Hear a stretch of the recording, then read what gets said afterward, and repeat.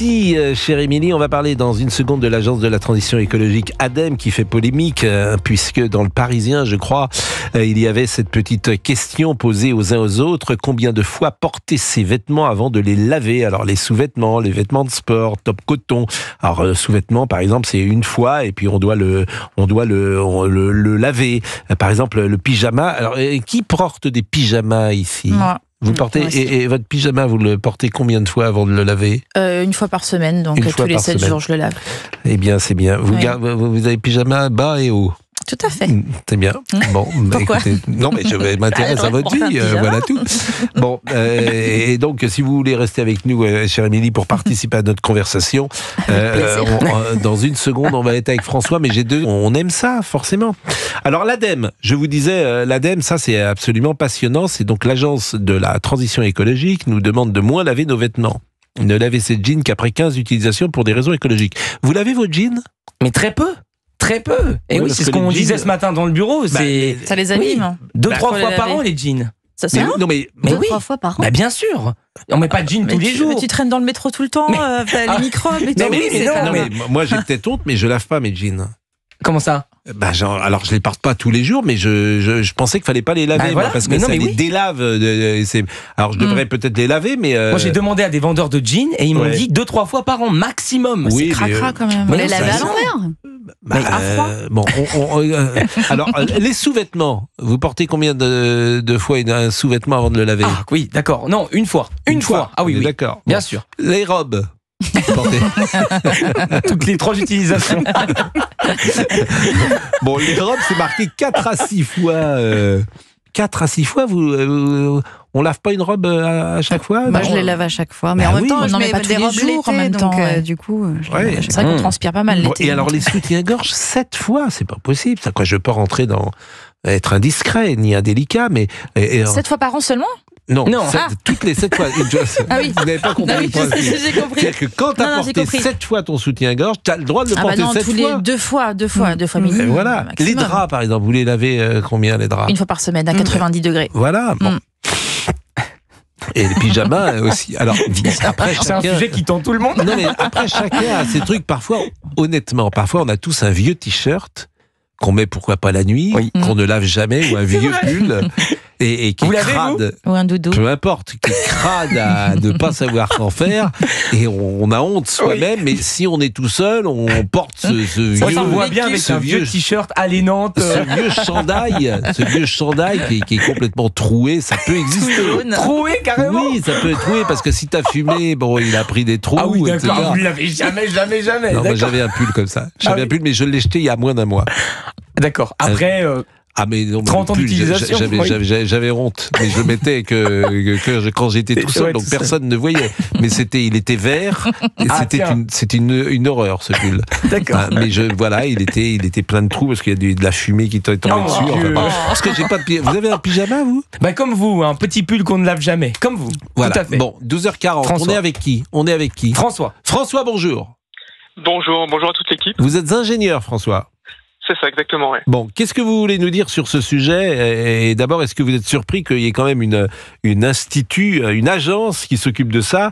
Et alors, je précise quand même que cette agence, il y a 1000 employés pour produire de telles absurdités quand même, que c'est payé avec notre argent pour nous expliquer combien de fois on doit laver nos fringues ou combien de fois on doit les porter avant de les laver. Moi, je trouve ça invraisemblable. Mais bon, ce n'est que mon modeste avis. Écoutez, je vous répondrai en 2 temps. Dans un premier temps, je vous souhaite mes meilleurs vœux. Je sais que généralement, on ne le fait pas quand on dépasse le mois de février, le mois de janvier, mais je vous transmets mes meilleurs vœux pour cette année. Alors, réponse en 2 temps. Oui. La première chose, c'est qu'effectivement, je vais rebondir sur la dernière phrase que vous avez terminée au sujet de Bill Gates, c'est qu'il faut penser à nos enfants. Donc, la réflexion que je me fais au quotidien, c'est qu'effectivement, pour éviter de polluer les sols davantage, pour éviter initialement de gaspiller l'eau, ça semble logique de laver ce qui est essentiel. Les sous-vêtements, pas de problème. Les jeans, on en parle, les laver quand ils sont cartonnés, ça a du sens, mais avant, effectivement, s'il n'y a pas de taches, si c'est pas sale, ça fait pas sens. La deuxième chose, c'est qu'effectivement, là où je suis complètement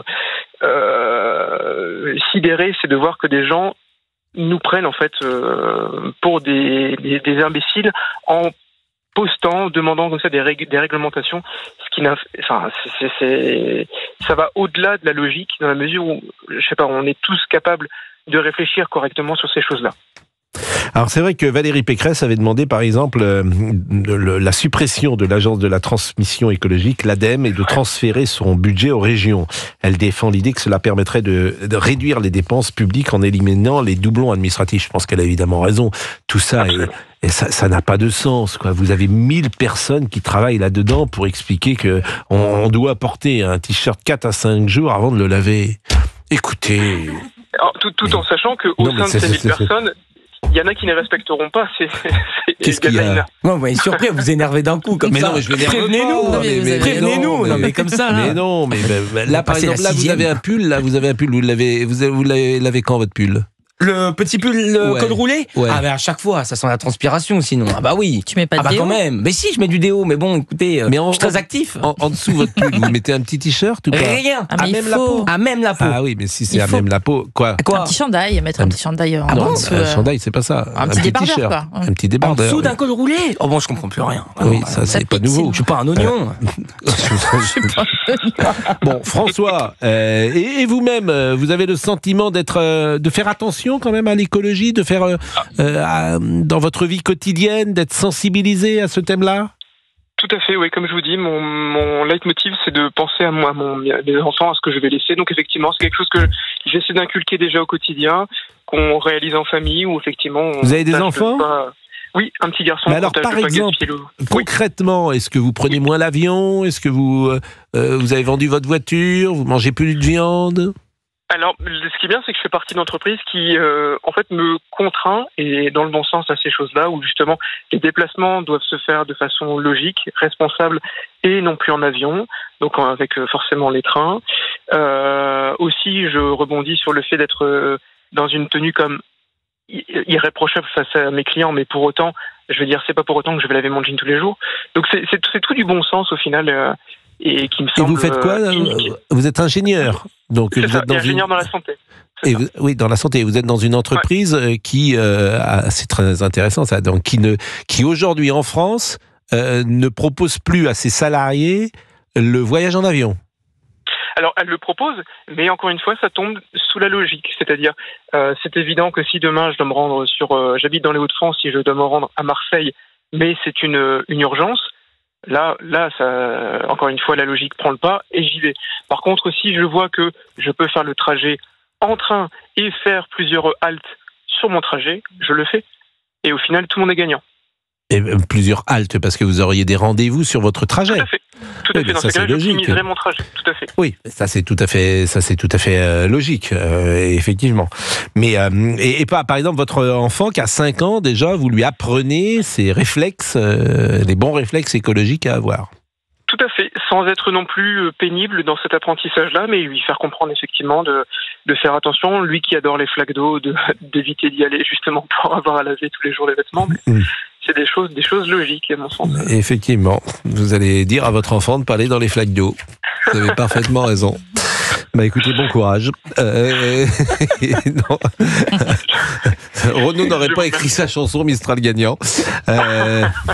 Bon, en tout cas, merci, vraiment merci beaucoup, François. Je suis un peu taquin, comme vous le savez. Pour voir la Joconde, vous avez vu la Joconde en vrai, si j'ose dire, François? Tout à fait, oui. Vous l'avez vu, la Joconde? Ah bah le tableau, oui, bien sûr. Oui, bah tout à fait. Vous l'avez vu au Louvre? Ah bah oui, c'est le principe. Oui, au Louvre. Vous êtes allé au Louvre la voir en vrai? Jadis, oui, il y a quelques années. Pour voir la Joconde? Oui, c'est la même. Bon. Pour voir la Joconde, vous aussi? Oui. Bon, pour voir la Joconde, il faudra bientôt payer un billet de plus. C'est l'annonce faite par la présidente du Louvre. Il faudra s'acquitter d'un billet spécial. Ce ticket devra